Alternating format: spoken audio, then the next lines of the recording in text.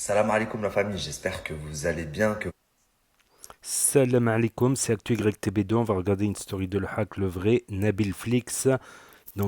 Pendant ce ramadan, c'est sa deuxième anecdote du jour. Et après, je vous dirai mon avis. N'hésitez pas à mettre un pouce bleu et à vous abonner. Avant cela, il a marqué Cheikh Suleiman ibn Salim Ar-Ruhaili a dit: il se peut que durant la journée du ramadan, tu ressentes une faim extrême tandis que la nourriture se trouve juste devant toi et que personne ne te voit. Cependant, tu n'y touches pas, etc. Pour l'eau aussi. Et pourquoi? Car Allah te l'interdit et que tu crains Allah. Par conséquent, agis ainsi durant le reste de l'année et face à tout ce qu'Allah t'interdit. Source compte Twitter officiel du Shir en date.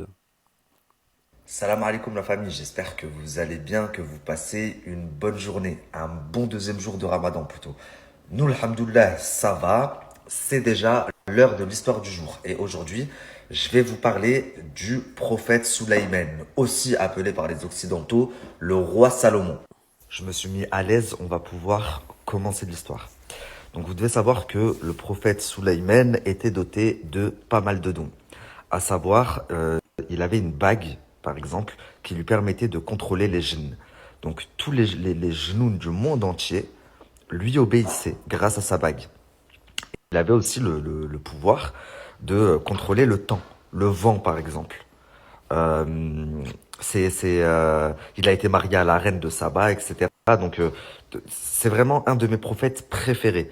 Si après mon histoire, elle vous a plu, je vous conseille de taper son nom sur Internet et de regarder un petit peu toutes les histoires qu'on raconte à son sujet. Donc, un jour que le prophète Soulaïman se baladait dans son palais avec avec un de ses, comment on dit, un de ses sujets, un de ses servitants, j'ai dit, un de ses serviteurs, un homme lui apparut. Et il s'agissait de l'ange de la mort. À savoir que l'ange de la mort, il n'y a pas beaucoup de personnes qui l'ont vu de leur vivant. Je crois que le prophète Mohammed sallallahu alayhi wa sallam, il l'a vu pareil parce que l'ange de la mort a toqué avant de venir prendre son âme. Et là, en l'occurrence, le prophète Soulaïman, pareil, il voit dans son palais l'ange de la mort lui apparaître. Le truc, c'est que ce n'est pas le seul à le voir. Son serviteur qui est avec lui à ce moment-là le voit également. Donc le serviteur il est tétanisé, il a du mal à parler. Puis quand l'ange de la mort part, il demande au prophète Soulaïman qui est-ce, c'était qu'on vient de voir. Et donc Soulaïman lui répond que c'est l'ange de la mort. Le problème, c'est que si l'ange de la mort t'apparaît, c'est que tu vas mourir. C'est que, enfin, si tu le vois en tout cas, c'est qu'il va venir prendre ton âme.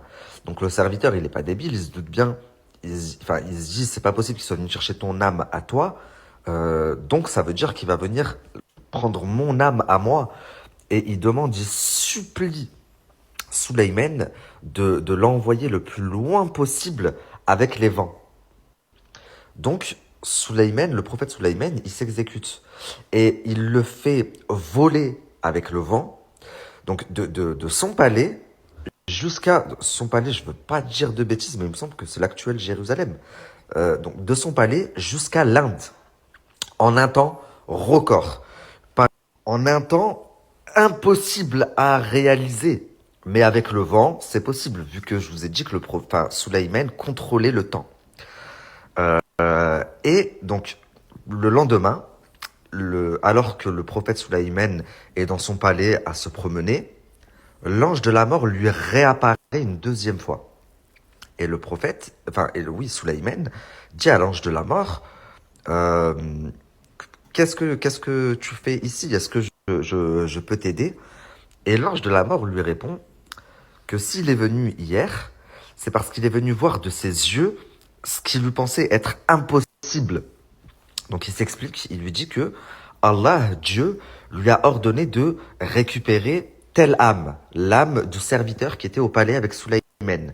Le problème, c'est que il lui avait ordonné de prendre son âme en Inde, à des milliers de kilomètres de où il était là actuellement. Et donc l'ange de la mort est venu voir ça de ses yeux parce que ça lui paraissait impossible. Comment je suis censé récupérer son âme demain à des milliers et des milliers de kilomètres de où il est actuellement? Et il ne peut pas arriver de là où il est à l'Inde en seulement 24 heures, sachant que moi c'est demain que je dois prendre son âme. Donc il est venu voir au palais de Sulayman si l'âme qu'il devait récupérer était vraiment là. Et il l'a vu, il n'a pas compris. Il s'est dit, c'est impossible. Comment est-ce qu'il est là aujourd'hui? Comment est-ce que demain je suis censé prendre son âme? Je vais réussir à prendre son âme, mais pas là, en Inde. Je dois la prendre en Inde. Ben, le mec, le serviteur a tellement eu peur quand il a vu l'ange de la mort, qu'il a imploré, il a supplié Sulayman de le déporter et de l'envoyer le plus loin d'ici. Mais s'il n'avait pas fait ça, du coup, l'ange de la mort n'aurait pas pu récupérer son âme, puisque Allah avait ordonné à l'ange de récupérer l'âme en Inde. Et du coup, puisque là, il avait été déporté par Sulayman, et ben l'ange de la mort a pu récupérer l'âme du serviteur, et donc le serviteur est mort. La moralité de l'histoire, c'est quoi, la famille? C'est que rien ne sert de courir après les médicaments, les ci, les ça, et je vais faire ça, et je vais faire ça. En fait, ton heure, c'est ton heure. Monte en l'air, redescends, fais tout ce que tu veux, associe-toi avec qui tu veux, essaye tous les médicaments que tu veux. Si c'est ton heure, tu vas mourir.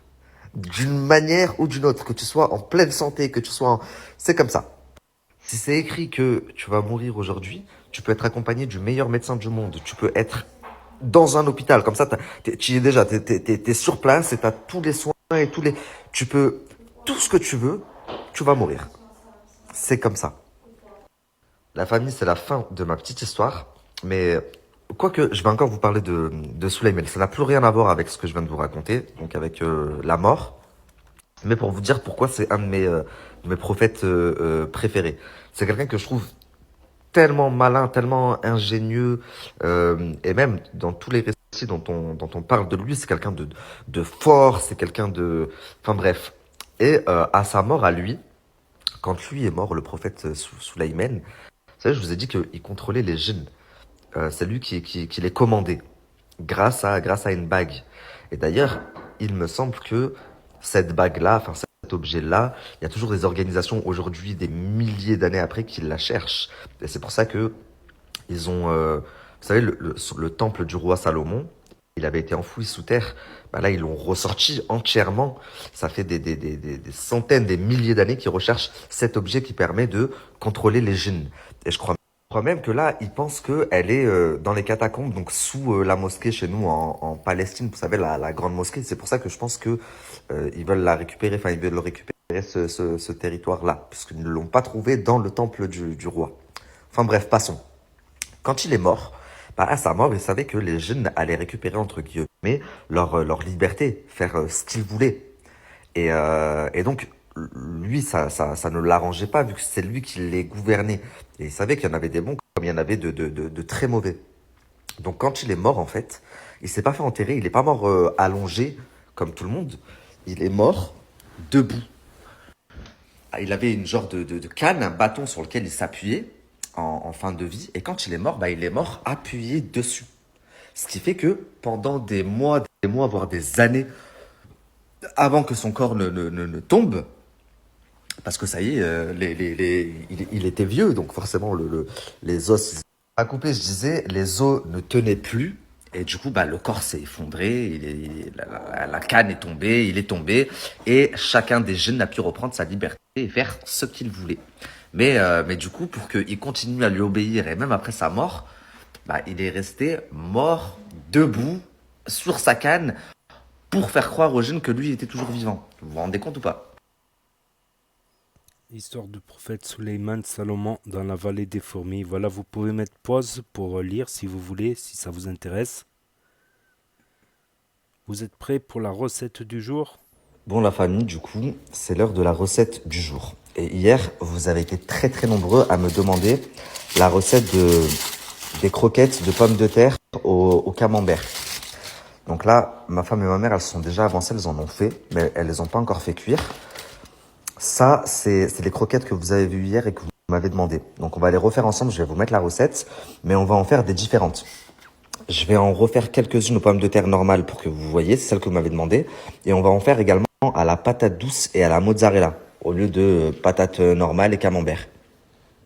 Bon, pour commencer, la famille, la base, vous allez éplucher votre pomme de terre, patate douce ou patate normale.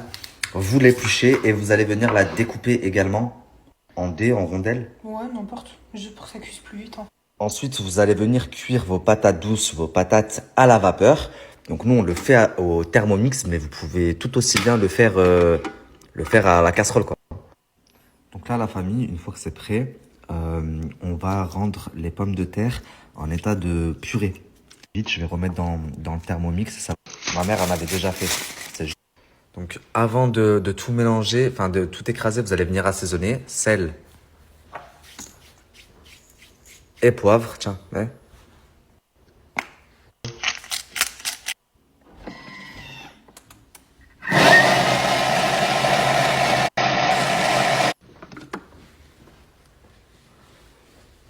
Ouais, c'est bien écrasé. Assaisonnez bien vos pommes de terre, sinon c'est pas bon. La famille, c'est presque prêt. Donc, on a nos pommes de terre normales qui vont se transformer en croquettes au camembert. Et nos pommes de terre de patates douces qui vont se transformer en croquettes de mozzarella. Ok? Donc là, pour commencer, on va couper la mozzarella en dés et le camembert en dés aussi. Donc là, elle a découpé la mozzarella en genre de petits dés. La mozzarella, je le rappelle, donc c'est pour les patates douces, doublées à ça. Donc maintenant, regardez comment Mimi fait les croquettes. Donc vous prenez un petit peu de pommes de terre, votre mélange de pommes de terre. Vous allez l'aplatir contre votre main, comme ça. Ensuite, vous allez venir prendre un carré de camembert, ok? Et vous allez venir refermer dans votre main. Comme elle fait là, vous allez former un petit rond. Voilà, et puis après, vous tournez ça dans votre main comme ça. Et ça fait des petites boulettes comme ça au camembert. Donc ensuite, vous voyez la famille, vous obtenez plein de petites boules comme ça. Vous prenez une boule, vous allez venir la tremper ici. Tu peux enlever ta main 30 secondes. Là, d'abord ici. Ah pardon, d'abord ici la farine, elle a dit. Ensuite, donc voilà, elle la met dans la farine. Ensuite, elle la met dans l'œuf. Et ensuite ici. Et ensuite, elle la trempe ici. Et c'est quoi ça? C'est la La chapelure. chapelure. Ensuite, elle la trempe dans la chapelure. Elle pose ici et on va venir les frire. Je vais prendre des petites boules. Bah là, la famille, comment vous dire? Autant les patates normales, elles ont très très bien marché. Autant la patate douce, c'est la merde. On n'arrive pas. On a réussi à en faire une. Sinon, c'est impossible parce que elle est trop pâteuse, trop liquide. Donc, on n'arrive pas à former des. Non, elle n'est pas assez pâteuse. Ouais, on n'arrive pas à former des boules. Elle a mélangé avec un peu de farine. On va essayer, on va voir ce que ça donne. Bon, par rapport à ceux à la patate douce, on a quand même réussi à en faire quelques-unes, regardez. Ils sont pas top, mais ça va, ils tiennent la... Bon, du coup, je vous explique le repas d'aujourd'hui. Ça, c'est du meloui farci. Farci au poulet, c'est ma mère qui l'a fait. Ça, c'est des buns. Ils sont aussi farcis à l'intérieur, je sais plus à quoi. Juste à côté, là-bas, vous voyez, il y a les croquettes qu'on a fait ensemble. Donc ça, c'est ceux à la patate douce, ceux à la pomme de terre normale, camembert et mozzarella. Ça, c'est des briques thon, pommes de terre et fromage. Là, il y a des briques au poulet aussi. Ça, c'est du msemen farci aussi, mais c'est une autre farce que celle que je vous ai montrée juste avant. Ça, c'est la harira, c'est la soupe traditionnelle marocaine, la meilleure soupe au monde. Et franchement, la famille, il est incroyable. Patate douce mozzarella, super bon. Limite, je préfère celui-là que pomme de terre camembert. Et franchement, là, je vais goûter celle aux pommes de terre et camembert, du coup.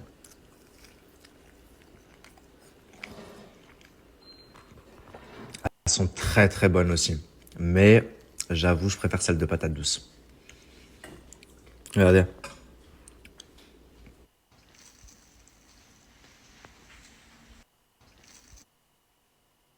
Buns, du riz. Ça se voit, ils ont badigeonné de jaune d'œuf au-dessus, badigeonné.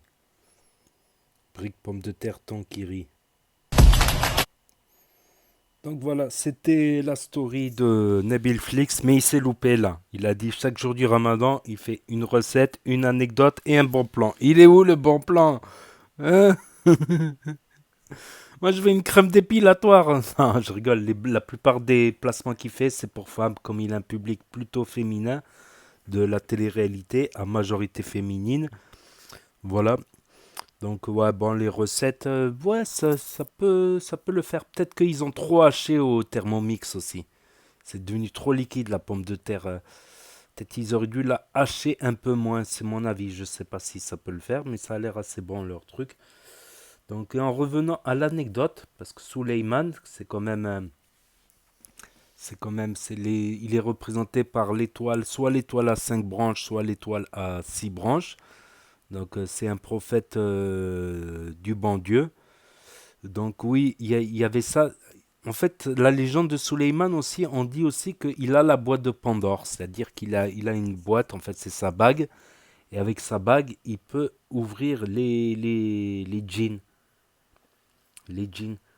D'ailleurs, ça me rappelle une bague que j'avais, une bague qui était à ma grand-mère, je la trouvais belle en argent, et je l'ai perdue, je sais pas comment je l'ai perdue. Je sais pas. Ah, ça n'a rien à voir là. Parce que ma grand-mère elle disait que j'avais les genoux qui sortaient de moi quand je m'énervais. Bon, c'est une expression marocaine qui dit quand on s'énerve, on a les genoux qui sortent de nous. C'est aussi le cas de Suleiman. C'est aussi ce qu'on appelle la boîte de Pandore. La boîte de Pandore. Après, j'ai pas bien compris l'anecdote. C'est une anecdote, il faut. Je me suis endormi en fait quand il a dit presque. Faudrait que je la réécoute. Voilà, j'enregistre la vidéo le soir parce que la journée, j'arrive pas, j'ai du mal quand je somme, quand je jeûne. Mais ouais, il y a cette histoire de Suleiman et la boîte de Pandore, des djinns, tout ça, qu'il est capable de libérer des djinns et des trucs comme ça. Ça fait repeu, on va dire. Ça fait peur. Et les djinns. Et il y a aussi une histoire, ça me rappelle, l'anecdote qu'il a dit, la vraie anecdote, c'est que quoi que tu fasses, c'est ton heure. Ça me rappelle mon arrière-grand-père, enfin le grand-père de ma mère. Et il est mort comment, justement il avait un âge très avancé et il continuait à monter à cheval. Voilà, c'était pour lui, c'était important de monter à cheval. Et il est mort d'une chute à cheval. Il n'est pas mort directement, mais on l'a ramené chez lui. Il était très mal en point, il était sur le point de mourir. Et tout le monde qui lui disait venez, on appelle les docteurs et tout, et lui, il a refusé. Il a refusé. C'était un chef, tout ça. Il a refusé. Il a dit si c'est mon heure que je dois partir, je suis trop vieux maintenant. Si c'est maintenant que je dois partir, je partirai. Je ne veux pas de médecin ni rien. Voilà pour la petite anecdote. Peut-être que le médecin, il aurait pu gagner quelques années, mais peut-être que pour lui, s'il n'arrivait plus à monter à cheval, peut-être la vie ne valait plus le. C'était son kiff, les chevaux, voilà. Pour lui, s'il n'arrivait plus à monter à cheval, la vie ne valait plus rien à ses yeux, peut-être aussi. C'est une autre anecdote. Voilà, voilà. Ramadan Moubarak, bon Ramadan à tout le monde, bon Ftor à tout le monde. Voilà.